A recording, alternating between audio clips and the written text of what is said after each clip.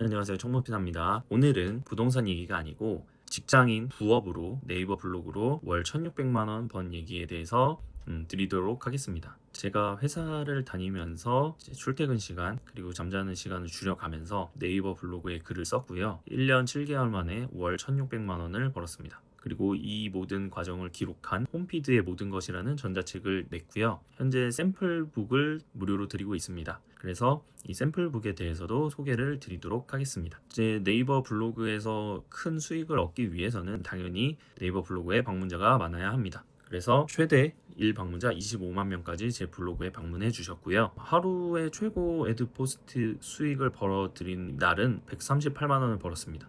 1방문자 25만 명일 때 138만 원을 벌었고요. 이거는 블로그 카테고리마다 조금 다르기는 한데 저는 경제 비즈니스 최상위 인플루언서이고 프리미엄 광고가 붙어서 이 정도 수익이 나온다고 보시면 되겠습니다. 애드포스트가 한 오전 8시 정도에 나오거든요. 아침에 138만 원이 찍혀 있으면 그날 회사에서 기분이 굉장히 좋습니다. 누구한테 혼나도 허허 웃으면서 넘길 수가 있습니다. 그래서 직장인 분들이라면 뭐 주식 이런 거 하는 것도 좋지만 이렇게 안정적으로 꾸준히 부수입이 나오면 회사 생활이 굉장히 즐거워집니다. 그래서 부업은 꼭 추천드리고 싶고요. 그래서 제가 138만 원은 이제 한 달에 어떻게 벌었냐를 말씀드리면 바로 네이버 홈피드 때문입니다. 그래서 홈피드가 요즘에 굉장히 인기도 많고 이제 선입견을 가지는 분도 많은데 제가 이 홈피드에 대해서 자세하게 소개드리도록 하겠습니다. 네이버 홈피드를 하시는 분들이라면 아마 이런 되게 굉장히 자극적인 커뮤니티 글 같은 걸 많이 보셨을 거예요. 그래서 이 조회수를 보시면 제 블로그 글인데 30만이 넘는 경우도 있고요. 10만대 블로그 글도 있고요. 이런 식으로 조회수가 많이 나오게 되면 광고가 붙게 되고 광고 클릭이 되면서 블로거에게 수익이 돌아가는 구조입니다. 그래서 이제 이런 글들을 보면 너는 되게 자극적인 글만 써서 돈을 벌었다 라고 생각하실 수 있는데 사실 그렇진 않습니다. 저 같은 경우에는 부동산 투자자이기도 하고 사실 정확히 말하면 부동산에서도 좀 갭 투자자에 가깝습니다. 근데 이제 부동산이라는 것 자체가 대중에게 진입 장벽이 있는 데다가 갭 투자는 더 진입 장벽이 있죠. 그렇다 보니까 블로그에 조회수가 많이 나오진 않습니다. 그래서 저도 글 쓰는 스타일을 좀 바꿔서 진입 장벽을 낮추기 위해서 사람들이 관심을 가질 만한 청약들 일반 경제 비즈니스 글도 많이 썼고요. 그래서 청약 같은 경우에는 이제 또 인기가 많은 무순위 청약이라든지 아니면 시세 차익이 굉장히 높은 청약들을 이제 소개를 드렸습니다. 그래서 이런 글들을 소개드리면서 홈피드 스타일로 바꿔서 글을 많이 발행했고 조회수를 보시면 10만 조회수가 나온 것도 있고 거의 8만 조회수가 나온 것들도 있습니다. 이런 식으로 글을 써서 큰 수익을 얻을 수 있었다고 말씀드릴 수 있고요. 다른 일반 청약도 있고 그 외에도 일반 경제 비즈니스 온누리 상품권이라든지 자동차세 납부기간, 연말정산, 종합소득세 대부분의 사람들이 찾는 경제 비즈니스 글도 많이 작성을 했습니다. 그래서 사실 저는 부동산 전문이기는 하지만 사람들이 원하는 글을 쓰기 위해서 청약도 되게 많이 공부를 했고 이렇게 일반 경제 비즈니스 글도 굉장히 공부를 많이 했습니다. 그리고 이런 썸네일들도 잘 꾸미기 위해서 미리 캔버스도 배웠고 영상 같은 경우에는 캡컷도 굉장히 많이 공부를 했고요. AI는 뭐 두루두루 다 잘 쓰고 있습니다. GPT도 쓰고 제미나이도 쓰고 클로드도 코딩할 때 쓰고요. 전반적으로 다 쓰고 있습니다. 그래서 네이버 홈피드로 돈 벌 수 있는 건 아시는 분들이 꽤 되실 것 같아요. 이제 다른 분들도 수익 인증하신 분들도 있기 때문에. 근데 이제 네이버 홈피드가 정확히 뭔지 모르시는 분들도 있고 또 이놈의 홈피드 때문에 왜 이렇게 네이버 주가가 많이 오르는데 영향을 줬는지도 궁금하실 분들이 있을 것 같아요. 소개를 드리면 원래 사람들은 네이버에서 통합 검색이라고 검색창에 본인이 원하는 검색어를 써서 정보를 찾았습니다. 근데 이런 부분들이 요즘 많이 AI를 활용해서 얻고 계시죠. 그래서 이제 네이버도 살 길을 찾아야 하기 때문에 이 검색창, 모바일의 검색창 아랫부분에 홈피드라는 거를 만들었습니다. 그래서 이 홈피드에 이제 유튜브 쇼츠나 인스타 릴스처럼 컨텐츠들이 나옵니다. 그리고 스크롤 하면은 이 컨텐츠들이 다양하게 나오고요. 이 부분을 바로 홈피드라고 부릅니다. 그래서 홈피드에서도 요즘 인기 컨텐츠라고 불리는 이 바로 최상단에 올라오는 이 글이 상위 노출이 되게 되면 폭발적인 조회수를 얻을 수 있습니다. 그리고 그 다음날 엄청난 애드포스트 수익으로 연결이 됩니다. 홈피드의 최상위에 노출되면 큰 돈을 벌 수 있다. 그리고 제 글도 이 홈피드 최상단에 많이 노출이 됐습니다. 이 홈피드 최상단을 랭크 1이라고 부릅니다. 그래서 제 거 같은 경우에 토픽이 이렇게 홈피드에 노출이 된 적도 많고 일반 블로그 글들이 노출된 적도 굉장히 많습니다. 블로그 글뿐만이 아니라 이 홈피드에는 그 클립 영상이라든지 아니면 이제 네이버에서 밀어주고 있는 피드메이커 글, 그리고 광고, 이제 인플루언서 토픽, 네이버 카페, 그러니까 네이버 플랫폼 안에 있는 인기 있는 컨텐츠들을 소개를 시켜주는 공간이 홈피드라 생각하시면 되겠습니다. 근데 이제 제일 중요한 건 이거죠. 홈피드가 돈이 되는 것도 알겠고 홈피드에 내 글을 노출시키면 돈이 되는 것도 알겠는데 과연 내가 글을 썼을 때 홈피드에 노출이 될 수 있냐, 이거가 가장 궁금하실 것 같은데 다음에서 소개해드리도록 하겠습니다. 제가 단순히 전자책 파리에만 급급했다면 사실 이 4번 내용은 샘플북에 넣으면 안 됩니다. 하지만 저도 최소한의 양심이 있기 때문에 네이버 블로그를 시작하자마자 홈피드 상위 노출이 될 수 있는 건 아니라고 말씀을 드리고 싶고요. 홈피드를 어떤 사람이 해야 되냐면 제 기준으로 봤을 때 블로그에 한 글을 한 3개월에서 6개월 정도 하루에 한 개씩 꾸준히 쓴 사람, 그리고 그 글이 한 100개에서 200개 정도 되는 사람, 그리고 이유 수가 1000명 정도 되는 사람이라면 이런 사람에게는 네이버가 홈피드에 문을 열어줍니다. 그리고 실제로 제 지인 같은 경우에도 하루 1시간 투자해서 글 1개씩을 썼을 때 홈피드 트래픽이 슬슬 나오고 있습니다.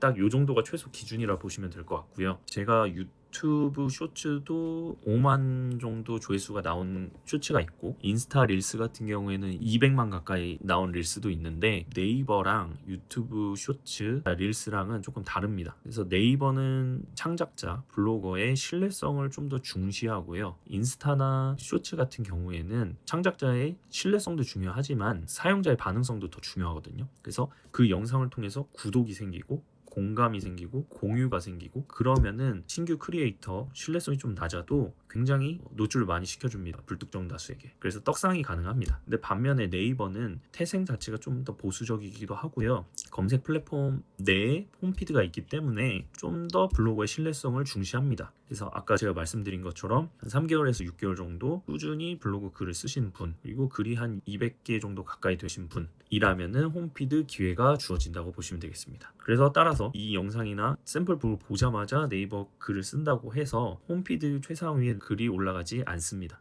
그래서 그 점은 유념하시는 게 좋고요. 만약에 제가 전자책 파리에 급급했다면 이렇게 엄청난 조회수가 나온 글들을 소개드리고 유혹했을 것 같습니다. 저도 최소한의 양심은 있다라고 말씀을 드리고 싶고요. 그리고 이제 5번 내용에 대해서도 샘플북에 있는데 이 내용을 간략히 소개드리면 네이버 블로그 하시는 분들 중에 네이버 홈판 유입에 대해서 착각하는 분들이 굉장히 많으세요. 그래서 제가 이 점에 대해서 샘플북에 넣어놨고 아래에 보시면 네이버 메인 모바일 홈판, 이게 바로 홈피드에서 들어오는 사용자의 수치이거든요. 그래서 47만 조회수의 82%면은 대략 한 36만 명 정도는 홈피드에서 들어온 거라 보시면 되고, 근데 이 비율을 되게 중요시 생각하시는 분들이 많은데 중요한 건 비율이 아닙니다. 바로 조회수입니다. 조회수. 그래서 정확히 따지면 홈판 비율이 아니라 홈판으로부터 유입된 조회수가 굉장히 중요합니다. 조회수 곱하기 네이버 메인 모바일 홈판 유입 비율 해서 이 유입 조회수를 반드시 기록해 두셔야 하고요. 이 조회수뿐만이 아니라 더 중요한 사실이 한 2가지가 있는데 그거는 이제 전자책의 11번 챕터와 다른 곳에 몇 군데 좀 넣어놨습니다.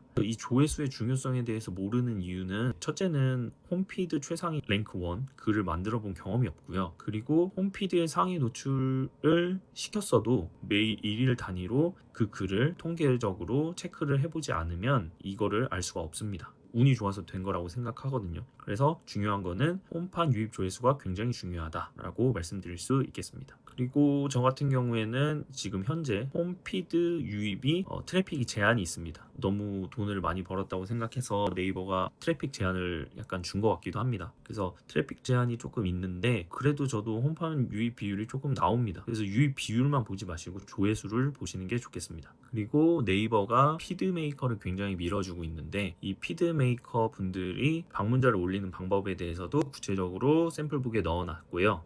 이제 7번에 대해서 좀 소개를 드리면 이제 홈피드를 노린다고 해서 제목만 굉장히 자극적으로 쓰면 된다고 생각하시는 분들이 많은 것 같아요. 앞서 말씀드린 대로 첫째는 내 블로그의 신뢰성이 당연히 기본이 되어야 하고요. 신뢰성이 된 블로그 중에서도 홈피드 유입이 좀 되시는 분들만 제목을 자극적으로 하시는 게 좋습니다. 그래서 이 7번에 보시면 제가 제목을 홈피드용으로 했을 때와 홈피드용으로 하지 않았을 때의 조회수 차이, 그리고 월간 조회수가 어떻게 나오는지, 그리고 통합 검색의 유입 경로는 어떻게 되는지, 홈판 비율은 어떻게 되는지를 제가 실제 글 가지고 이제 작성을 해놨습니다. 그래서 이 샘플북만 보셔도 홈피드의 감을 잡는 데 굉장히 큰 도움이 되실 거라고 생각합니다. 그래서 이상으로 직장인이 회사 다니면서 월 1,600만 원 부수입을 만든 방법, 그리고 네이버 홈피드 전자책에 대해서 소개를 드렸습니다. 제가 수많은 부업과 부수입을 해보면서 느낀 점은 초기 시장 진입이 굉장히 중요하다는 사실이었고요. 근데 이 초기 시장 진입을 하기 어려운 이유가, 첫째는 정보가 별로 없습니다.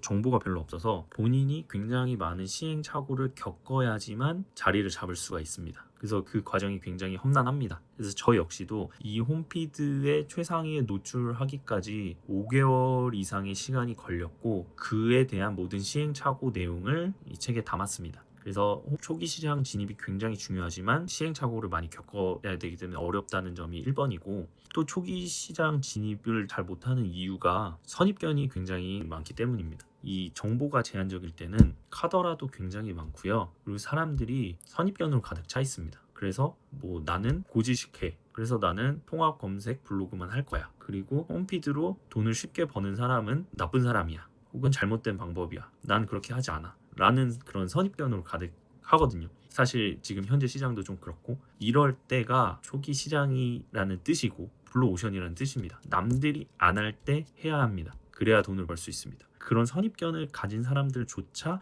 이 시장에 들어오기 시작하면 그건 사실 거의 끝물인 거죠. 그렇기 때문에 네이버 주가를 굉장히 올리고 있는 이 네이버 홈피드에 대해서 네이버 블로그 분들이 아니더라 하더라도 공부를 하시는 게 굉장히 좋고요. 이 기회에 네이버 블로그도 한번 운영해 보시는 게 좋을 것 같습니다. 네, 이상으로 직장인 부수입 1,600만 원 달성과 전자책에 대해서 소개해 드렸습니다. 감사합니다.